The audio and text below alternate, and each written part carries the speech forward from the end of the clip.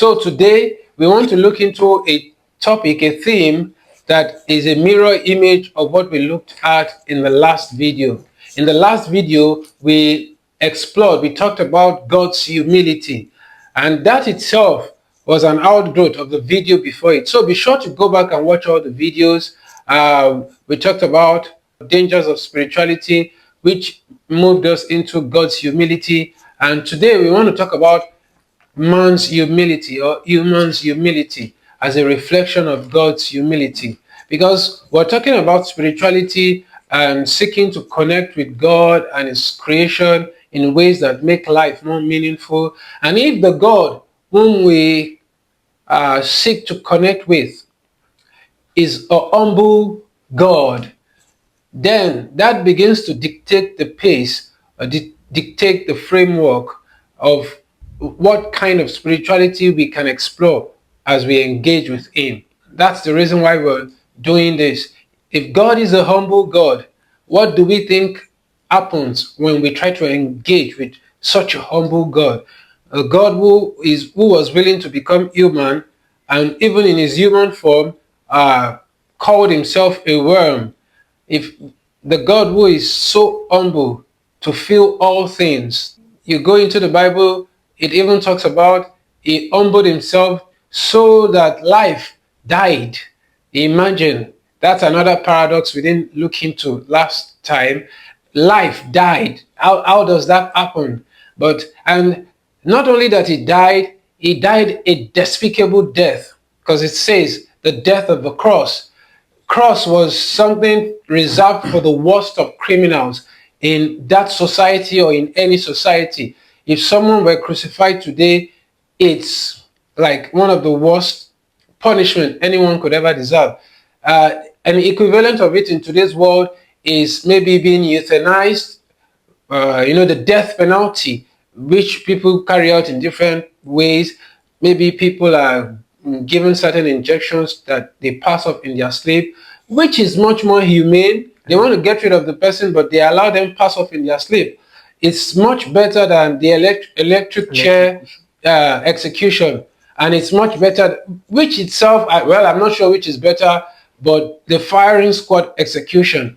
But there is nothing as brutal as the death of the cross, because the person was first disgraced before they are crucified. They've suffered all kinds of punishment, just like in the Jesus story. He had received the 40 minus 1 lashes. He had been crowned with thorns. All kinds of atrocities had been meted out to him before he was finally crucified on the cross. So it was one of the most despicable deaths. But God was willing to take that up. And that's the more reason why He called Himself a worm. That's how you treat a worm. You squash it. And the death of the cross is basically Roman Empire squashing those who they consider resistance.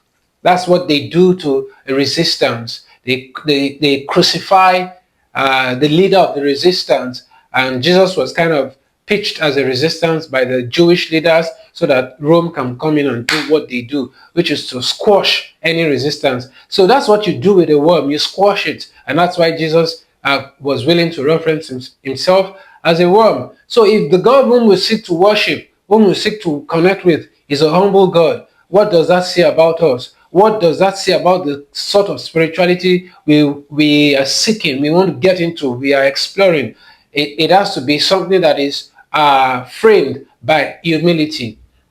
And how does that, how do we put that into practice? How do we put that such humility into practice when it comes to spirituality? It's very simple. At this point, I would like to borrow from a tradition from where I emerged. I am Nigerian. I'm from the southwestern part of Nigeria. If you say the Yoruba people, I come from that group of people. And in the Yoruba culture, of course, there are many words for that have often related meanings in almost all cultures. In English, we talk about synonyms. And in Yoruba, in English, when it comes to spirituality, one word we talk about is worship. And there are other things we say around that. We talk about bowing down, we talk about kneeling, we talk about, singing. Those are activities we carry out in worship. But when you come to the Yoruba culture, there are two words I want to point specific attention to. I would say it in Yoruba and then tell you what it means. So we talked about bo and sing. Those are two things that are two words in the Yoruba culture, in the Yoruba worldview, that is used to describe worship. But what does that mean? The best way to understand it is to also consider the other word that goes along with it, ebo, which literally means food served to the gods. That is what it literally means, food served to the gods. And we won't go deeper into this, but you remember I talked about how food is not just mundane stuff. It can go up all the way from mundane to psychological. Remember when you enjoy it with the family and friends and loved ones. And I didn't really get to the part of where it rises to the spiritual level.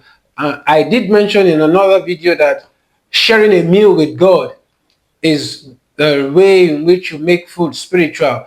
And in the Yoruba culture, ebo is literally a meal shared with God. And again, we won't go deeper into that. We'll talk about that some other day. How that is a form of worship, it's a form of spirituality, and what we should do with it. Of course, we have our Christian version. Let's look into the other word. We've talked about bo, which we related to its other cognate term, ebo. But I talked about the other word, sing. And is to also understand that, what it means and how that plays into spirituality. I want to talk about something that often refers to agriculture or husbandry, and that's what you will call it in English, husbandry. It's in Yoruba, it's osin. We talk about nkan, things you raise. You can raise chickens, you can raise, you rear cows, goats. You can have a yard behind your house where you raise farm animals. In Yoruba, that is called nkan. We call those animals, those domestic animals, nkan, stuff you've domesticated. But I want to get specifically into that word. I want to get deeper into it. When you talk about nkan, what are we really talking about? Or when you talk about sin, before we apply it to God or to the spiritual world, let's focus on that husbandry and the animal world. And again, this might already be showing you the overlap or the connection between all the levels. You remember I said from one of our first videos that spirituality isn't simply connecting to God or connecting to spirit. It's about exploring the spiritual aspect of everything, beginning from food to your pets, to animals, to humans, and all the way up to God. And remember again, another correction I made in one of the recent videos, God is not just one category amongst all of those.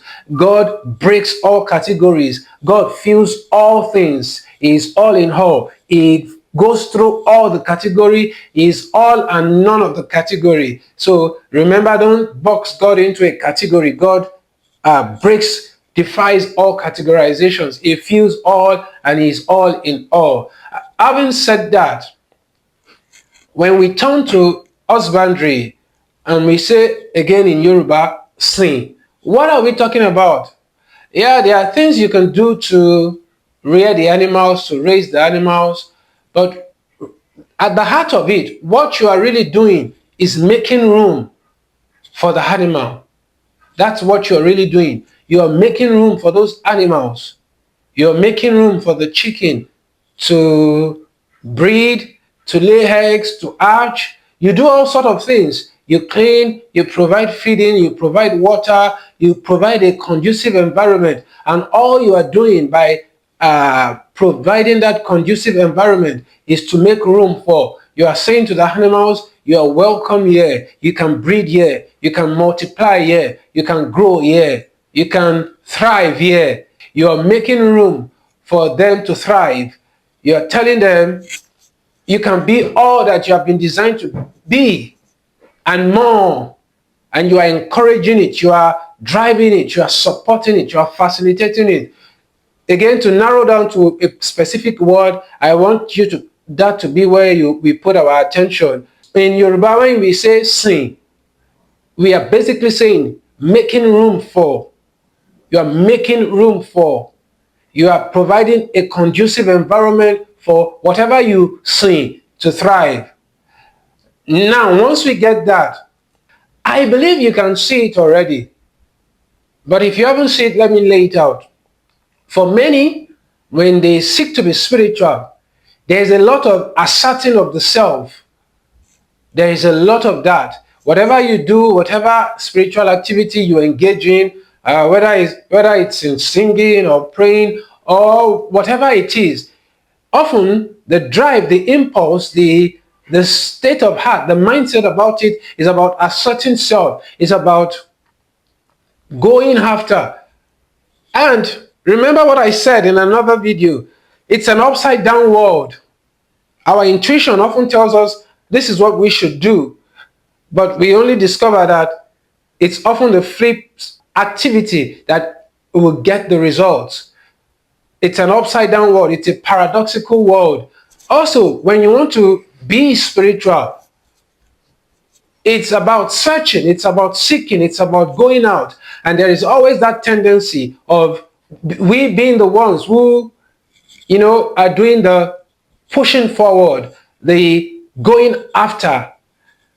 But today, I'm calling our attention to humility and the paradoxical nature of true spirituality. That oftentimes, true spirituality is achieved not by asserting yourself, not by asserting your will, and those other things our intuition normally suggests to us that we do.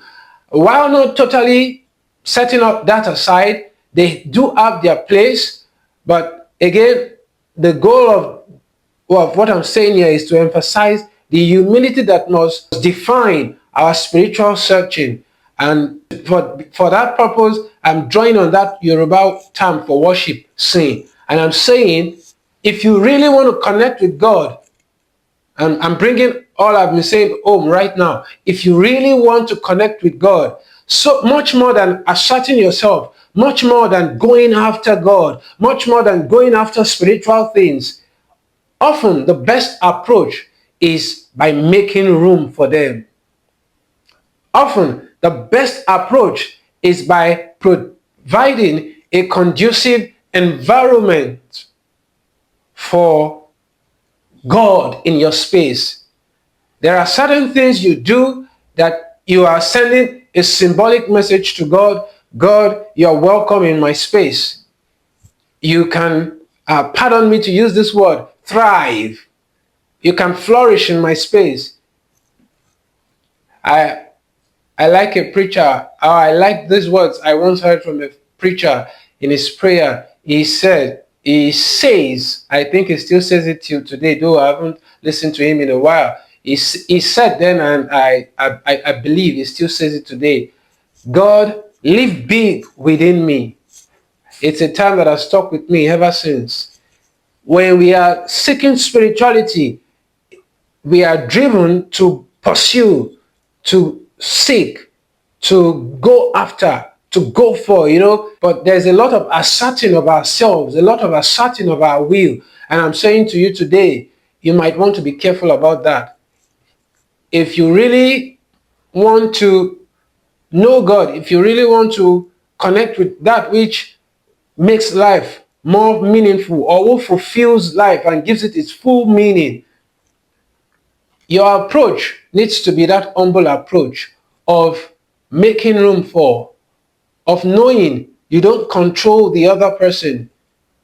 You are not in control, not of God, not of even the animals, not of other people, and especially not of God.